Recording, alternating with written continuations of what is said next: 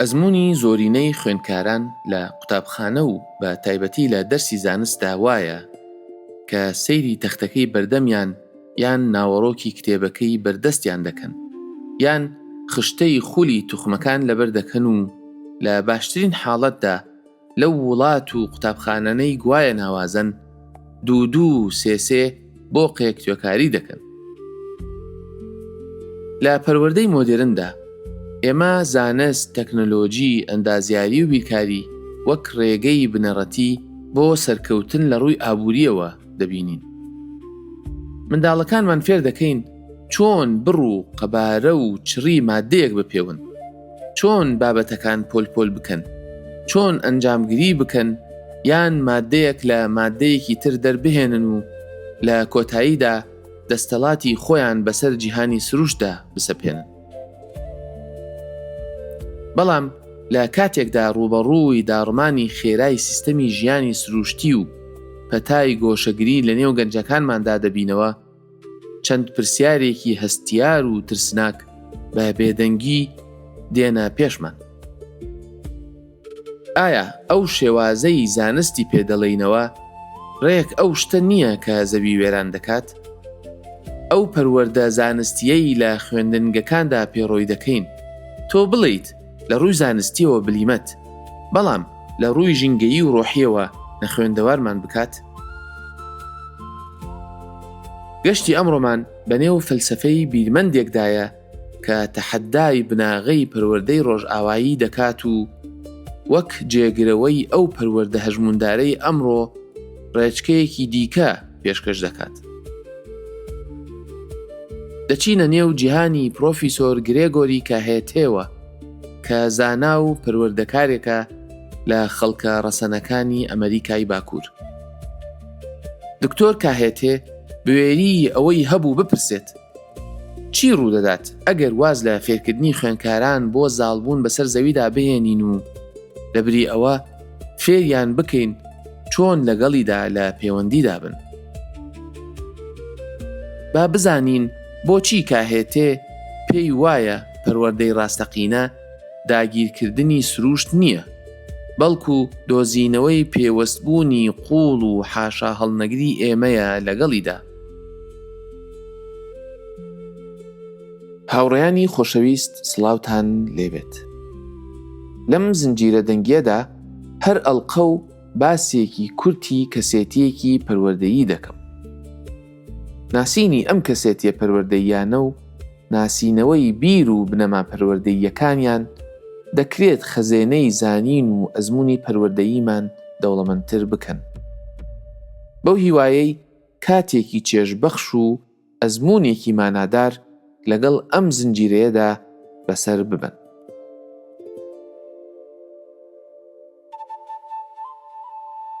بۆ تێگەیشتن لە پەروەردەی دکتۆر گرێگۆری کاهێتێ دەبێت سەیری ئەو ژینگەیە بکەین کە ئەوی پێگەیاندووە. کاهێتێ ئەمریکیەکی ڕەسەنی خەڵکی ناوچەی سانتا کلارا پوێبلۆیە لە ویلایەتی نیومەکسیکۆ.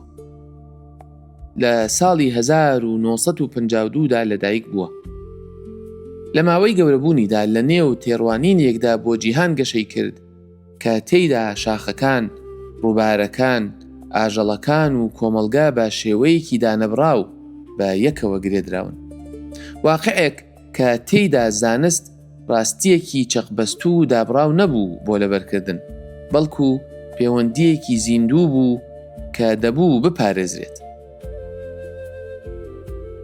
بەڵام کاتێک کاهێتێ چووە ناو سیستەمی پەروەردەی فەرمی ڕۆژئاواییەوە و دواتر وەک مامۆستای زانست ڕاهێنانی پێکرا، ڕوبەڕووی دابڕانێکی ناڕەحەتکەر بووەوە.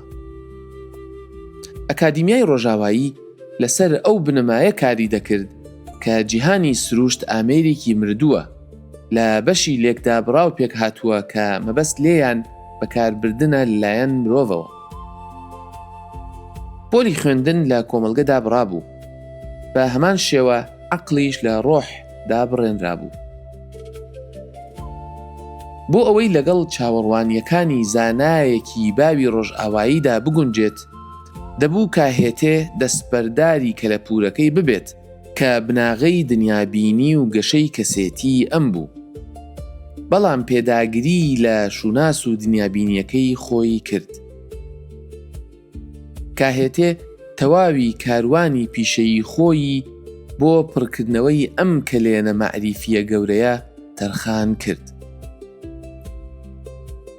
وەک پرۆفیسۆرێک لە زانکۆی نیومەکسیکۆ و نووسەری شاکارە پێشنگەکانی وەک چاوت لە چیا بێت، ئیکۆلۆجی پەروەردەی خۆماڵی و زانستی ڕەسەن، کاهێتێ ڕێگەیەکی داهێنا بۆ لێکچنینی ژیری خۆماڵی خەڵکە ڕەسەنەکە لەگەڵ خوێندنی مۆدێرندا. لە مامۆستایەتیدا کاری لەسەر فێرکردنی زانستی پێوەست بە فەرهەنگەوە دەکرد و جەختی لە تەندروستی و باشبوونی کۆی مرۆڤ دەکردەوە. بۆیە ئەو نەیویست تەنیا مێژووی ئەمریکیە ڕەسەنەکان بخاتە نێو بەرنامەی خوێندنەوە، بەڵکو ویستی شۆڕشێک بکات لە پێناسەی ئەوەی فێربوون خۆی مانای چییە. فەلسەفەی پەروەردەیی کاهێتێ ڕوانگەیەکی گشتگر و ئیکۆلۆجیە کە فێربوون وەک گەشتێکی درێژخایەن و بەردەوام بۆ لێکگرێدان دەبینێت. پەروەردەکەی لەسەر 3 هەڵوێستی سەرەکی دامەزراوە. 1. پەروەردە وەک دۆزینەوەی ڕوخسار و دڵ و بناغە. لە قوتابخانەی مۆدێرندا گەورەترین پرسیار کە خوێندکاران ئاراستە دەکات ئەوەیە کە گەورە بوویت دەتەوێت ببیت بە چی؟ ئەم پرسیارە لە بنەڕەتدا ینی چ کارە دەبیت؟ کاهێتێ پێی وایە ئامانجی پەروەردەی خۆماڵی زۆر لەوە قوڵترە. مەبەستی ڕاستەقینەی فێربوون یارمەتیدانی خوێندکارە بۆ دۆزینەوەی ڕوخساری بە مانای شوناسی ڕاستەقینە و ڕەسەنی خۆی، دڵی بە مانای خولیا و هاوسۆزی و چەقی ڕۆحی خوێندکار و بناغەی بە مانای پیشە و ڕەگداکوتانیان لە ناو جڤاکی خۆیان و کۆی زەویدا. پەروەردە پرۆسەیەک نییە بۆ مامەڵەیەکی بازاڕی و بەدەستهێنانی کارامەیی کارکردن، بەڵکو گەشتێکی پیرۆز و دوورمەودایە بۆ بوون بە مرۆڤێکی کامڵ. ئەگەر قوتابخانەیەک ئەندازیارێکی بلیمەت بەرهەم بهێنێت کە دڵی لای کۆمەڵگەکەی نەبێت، ئەوە ئەو پەروەردەیە شکستی هێناوە. 2. زانستی ڕەسەن و پەروەردەی پەیوەندیدار. پەروەردەی زانستی ڕۆژئاوایی لەسەر ئەفسانەی ڕوانینی بێلایەن دامەزراوە. ئەو باوەڕەی گوایە بۆ تێگەیشتنی ڕاستەقینە لە شتێک دەبێت خۆتی لێ دوور بخەیتەوە، هەستە مرۆییەکانت لا بدەیت، ئەمجا شیتەڵی بکەیتەوە. کاهێتێ چەمکی زانستی ڕەسەن پێشکەش دەکات. ئەو پێی وایە زانستی ڕاستەقینە ڕاستیەکەی پێویستی بە پەیوەندی هەیە، نەک دابڕان. ئێمە لە کۆی ژینگە گیانین، ئێمە ژینگە خۆین کە ئەزمموی خۆی دەکات. بۆیە ناتوانین بە سیرکردنی نمونەیەکی مردوو لە تاقیگەیەکی بێگیاندا بە ڕاستی فێری زیندەوەرزانی ببین، بەڵکو بە تێگەیشتن لە پەیوەندیە زیندووەکانمان لەگەڵ هەر هەناسەدانێکدا لە نێو سیستەمی ئیکۆلۆجیدا فێری دەبین. لە ڕوانگەی کاهێتێوە فێربوون دەبێت هەرەوەزی و پێکەوەیی بێت، نەک تەنیا لە نێو مرۆڤەکاندا، بەڵکو لەگەڵ ژینگە و دەوروبەردا. بەمەیش تێگەیشتن ڕنگدانەوەی سیستەمێکی ئیکۆلۆجیە کە تێیدا ئەوەی دەڕوانێت و ئەوەی لێی دەڕوانرێت لە ڕێزگرتنێکی دوولایەنەدا تێکەڵ دەبن. 3. چیرۆک و ئەفسانە و هونەر وەک مەعریفەناسی. پەروەردەی مۆدێرن زۆر جار وەک چالاکی، لاوەکی و خولیای پەراوێزخراو لەگەڵ هونەر و گێڕانەوە و ئەفسانەدا مامەڵە دەکات. لە کاتێکدا بابەتە ڕاستەقینەکانی وەک بیرکاری و فیزیا دەبنە چەقی سەرنجی سیستەمی پەروەردەیی. کاهێتێ بە تەواوی ئەم ڕیزبەندیە هەڵدەگێڕێتەوە. ئەو پێی وایە لە پەروەردەی خۆماڵیدا هونەر و ئەفسانە و چیرۆک تەکنەلۆجیەکی زۆر پێشکەوتوون بۆ چەسپاندن و هەڵگرتنی داتا ئیکۆلۆجیە ئاڵۆزەکان و هۆشیاریە مێژوویەکان و بنەماکانی ئەخلاق. ڕاستیەکەی ئەمانە بەرنامە ڕەسەنەکەن. چیرۆک و گێڕانەوە تەنیا کات بەسەربردن نییە، بەڵکو میتۆدێکی توندوتۆڵە بۆ لە چوارچێوەگرتنی زانیاریەکان تاوەکو بە ڕاستی مانایەکیان بۆ فێرخواز هەبێت. ئەفسانەیەک دەربارەی شاخ یان ئەشکەوتێکی ناوچەکە تەنیا چیرۆکێکی سەرنجڕاکێش ناگێڕێتەوە، بەڵکو داتای جیۆلۆجی و بایۆلۆجی و ئەخلاقی چەندینەوە هەڵدەگرێت. کاهێتێ جەخت دەکاتەوە کە بەبێ چیرۆک و هونەر داتای خاو بێمانایە و بە ئاسانی وەک ئامرازی کاولکردن و شێواندن و دوژمنێتی بەکاردەهێنرێت.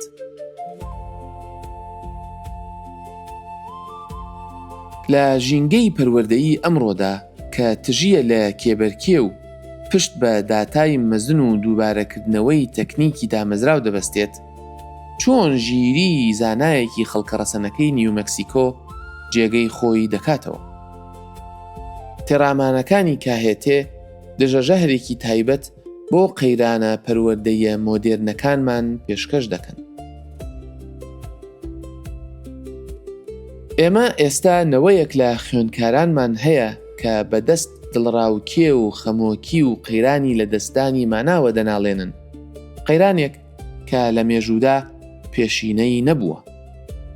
ئێمە کۆنمرەی تاقیکردنەوە گشتیەکان و تێکڕای گشتی و یەکەم و دووەمبوون لای خوێندکارانمان دەکەینە ئامانج. بەڵام کاهێتێ تەحەدامان دەکات بپرسین: ئایا ئێمە لە دۆزینەوەی ڕوخسار و دڵ و بناغەیاندا یارمەتیان دەدەین؟ بە دڵنیاییەوە پەروەردەیەک تەنیا خوێندکاران وەک هێزی کار ئامادە بکات، ڕۆحیان بە برسێتی دەهێڵێتەوە. کاهێتێ یادی پەروەردەکارانی ئەمڕۆ دەخاتەوە کە ئەرکی سەرەکیمان یارمەتیدانی خوێندکارانە بۆ تێگەیشتن لە مرۆڤبوونی خۆیان و دۆزینەوەی ئامانجی ڕەسەنیان لەناو کۆمەڵگەکەیاندا. ئێستا لە دنیادا وا باوە بە بەکارهێنانی داتا و هێڵکاری و فیلمی بەڵگەنامەیی کە ئاماژە بە ئەگەرە بەهێزەکانی وێرانبوونی ژیان و حاڵی ترسناکی سیستەمی ئیکۆلۆجی لەسەر زەوی دەکەن، خوێندکاران زانیاریان لەسەر قەیرانی کارەساتباری کەشوهەوا پێدەدرێت. ئەنجامەکە زۆر جار دڵڕاوکێیە لەبارەی لە دەستچوونی ژینگە و ئیفلیجبوونی دەرونیە لە ئاست چارەسەریدا. زانستە ڕەسەنەکەی کاهێتێ فێرمان دەکات پێش ئەوەی داوا لە خوێندکاران بکەین زەوی ڕزگار بکەن، دەبێت سەرەتا ڕێگەیان پێ بدەین زەویان خۆش بوێت. ئەگەر بمانەوێت لە ڕووی ئیکۆلۆجیەوە بمێنینەوە و ژیان بەردەوام بێت، دەبێت پەروەردەمان لە چوارچێوەی ترس و فەلسەفەی بەکاربەریەوە بۆ چوارچێوەی فەلسەفەی پەیوەندی و خۆشویستنی ژیان بگۆڕین. مرۆڤ تەنیا پارێزگاری لەو شتە دەکات کە هەست دەکات ئینتیمای بۆی هەیە. پێداگیری کاهێتێ لەسەر گرنگی ئەفسانە و هونەر تەحەدای ئەو خولیا مۆدێرنە دەکات کە بە دوای داتای خاودا دەگەڕێت. لە جەختکردنی زۆر لە وانەکانی زانست و بیرکاری و هاوشێوەکانیان ئێمە زۆر جار توخمە مرۆییەکەی مەعریفە لە یاد دەکەین. کاهێتێ داڕێژەرانی ئەمڕۆی بەرنامەی خوێندن یاد دەخاتەوە کە خشتەیەکی پڕ لە داتای بایۆلۆجی بێسوودە ئەگەر گێڕانەوەیەکی لە پشت نەبێت بۆ ئەوەی بارستایی ئەخلاقی پێ ببەخشێت. گەڕانەوەی چیرۆک و هونەر بۆ ناو زانست بۆ ئەوە نییە زانستەکە ئاسانتر بکات، بەڵکو بۆ ئەوەیە کامڵی بکات. پرۆفیسۆر کاهێتێ سەیری سیستەمی پەروەردەیی مۆدێرنی کرد و تێبینی کرد ئالوودەی دروستکردنی بوونەوەری داگیرکەری دابڕا و بێلایەنە لەگەڵ سروشدا. ئەو بوێری ئەوەی هەبوو ڕێگەیەکی جیاواز پێشکەش بکات کە هێتێ بیرمان دەخاتەوە کە پۆلی خوێندن کارگە نییە، بەڵکو سیستەمێکی ئیکۆلۆجیە، تۆڕێکی پەیوەندیدار و لێکگرێدراوی هەموو ئەوانەیە کە ژیان پێک دەهێنن.